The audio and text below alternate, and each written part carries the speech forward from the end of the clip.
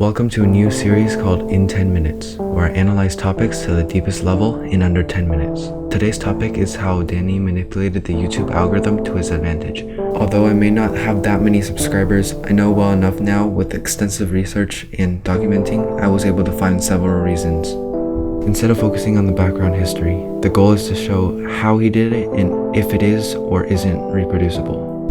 If you don't know who he is yet, Dani is a game development YouTuber that shared or shares in the beginning a devlog, which is a video based off of what you did in the past week or month. It focuses on the environment too, like outdoors or what a person eats. Recently, he has taken the game development industry by storm. How did he beat Brackeys to 1 million subscribers? And how did he pass 2 million?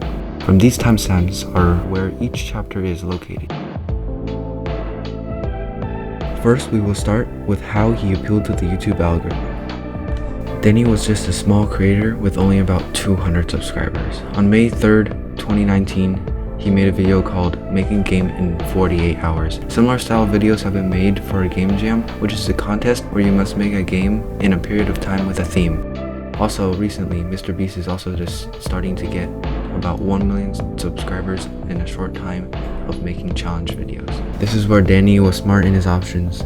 He could have made a game in a game jam and documented his progress, or he could have made a challenge type video to tag on to the trend. Evidently, he chose the second option. The YouTube algorithm loves videos that are similar to the ones with high VPH. VPH stands for views per hour.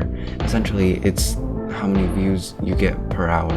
The YouTube algorithm also pushes videos that are similar to other ones that have high retention rate. Challenge type videos fall into both high retention and popular. Now what does this mean? And how is it significant? From research done by SEO channels and papers, YouTube suggests videos based on what people watch. With a new kind of game development challenge video, it falls straight in the middle and thus getting lots of impressions.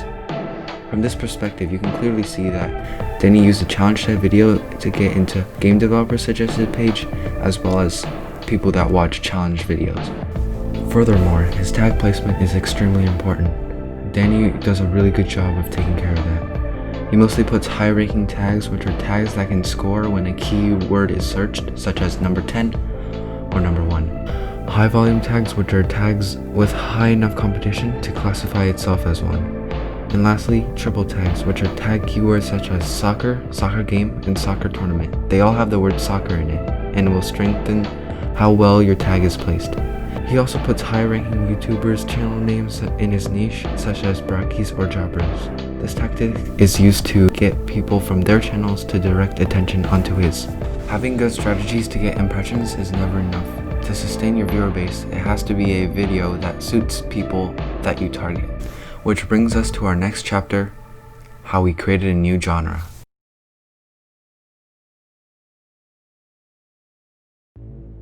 This is where Dani was smart again. Instead of focusing on the code, he mocks it and just puts random stuff to cover it all up.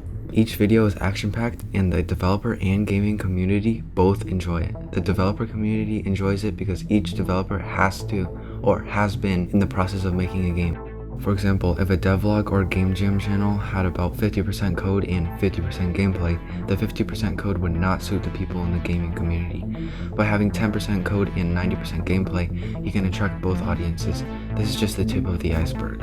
There are so many more factors that play into making a good video, including recurring instances of a player or object, editing, and good commentary. Let's start with what happens in every episode. In his Carlson devlogs, he makes a robot called Billy, which gets bullied a lot.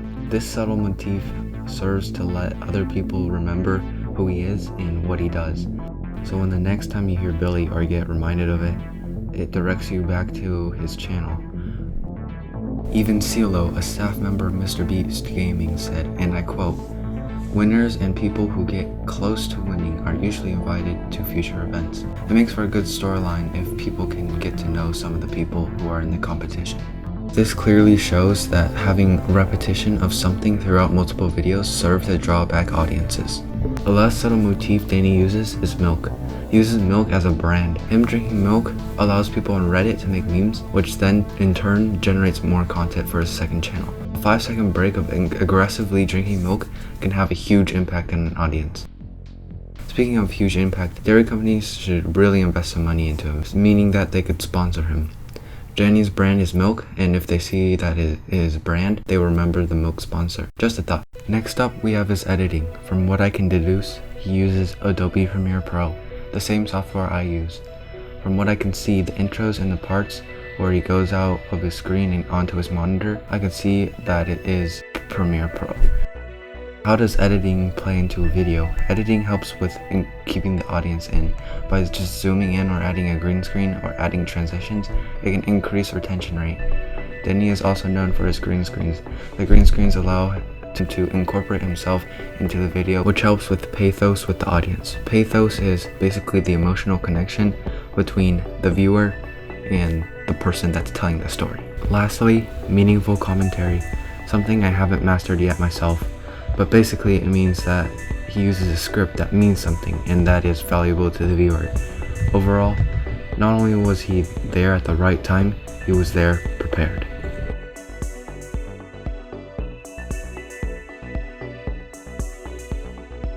The next part comes in when he was already successful, having over 650,000 subscribers. First, he used big YouTubers such as Mr. Beast, PewDiePie, or KSI. His Arena 5 video, although didn't do as well as he might have expected, this great trick could have been used in the future. On September 18th, he released a video called Remaking Fall Guys. Besides being a very good video, it did tremendously well, almost twice as well as his other videos. Why? Some theories I have is that he used a widely popular game to base off, and since many of his audience, gamers and game developers, know that game, it increases his viewership. Little did he know, this would increase his viewership forever. Later, he posted a video called Among Us, but it's 3D, the hottest game at the time. Not only was everyone playing it, but everyone was playing it. Even my teacher acknowledges it. Since he has a sustainable viewer base, he is able to pull in about 1 million views, and other people that don't normally come here got over 10 million, which is crazy. But how? Since he has that large viewer base, he is able to appeal to larger creators such as Mr. Beast Gaming. He uploaded a video and credited Dani. Many people were fascinated about how he could create a game, so they went to go check it out. It turns out it had almost a 90-degree incline in views and bolstered him all the way to 2 million subscribers. I'm also using a similar tactic here by analyzing a larger YouTuber in my niche. This tactic is also used by several other YouTubers on the screen and is actually a common tactic in Fortnite montages where they put a famous person's name in the title. The previous examples were just to show the validity of the claim. However, this strategy could have potential drawbacks such as clickbait. If a viewer sees something that is in the title and not in the video, they are more likely to see your channel as spam.